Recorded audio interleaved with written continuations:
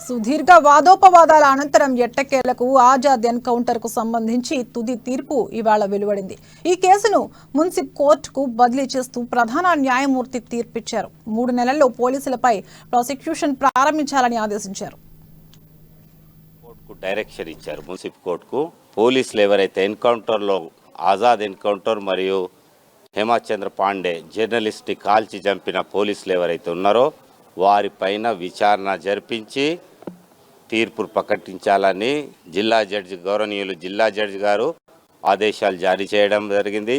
ఆ ఆదేశాలలో మళ్ళీ స్పష్టంగా పేర్కొన్నారు 3 నెలల లోపల ఈ కేసు యొక్క ట్రయల్ను ప్రాసిక్యూషన్ స్టార్ట్ చేయాలా పోలీసుల మీద.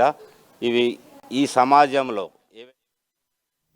మావోయిస్టు పార్టీ పొలిట్ బ్యూరో సభ్యుడు చెరుకూరి రాజ్ కుమార్ అలియాస్ ఆజాద్ సహా journalist Hemachandra Pandey encounter case విచారణను అనేక దఫాలుగా వాయిదా వేస్తూ వచ్చారు.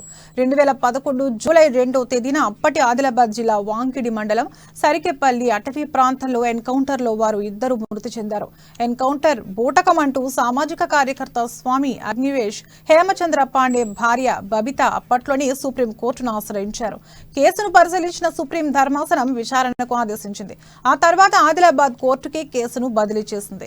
అందరి తరపు న్యాయవాదుల వాదనలు విన్న కోర్టు రాతపూర్వకంగా వాటిని సమర్పించాలని చెప్పింది. చివరకు ఈ కేసును ఇవాళ మున్సిప్ కోర్టుకు బదిలీ చేసి పోలీసులపై 3 నెలల్లో విచారణ ప్రారంభించాలని ఆదేశిస్తూ తీర్పు వెలువరించింది.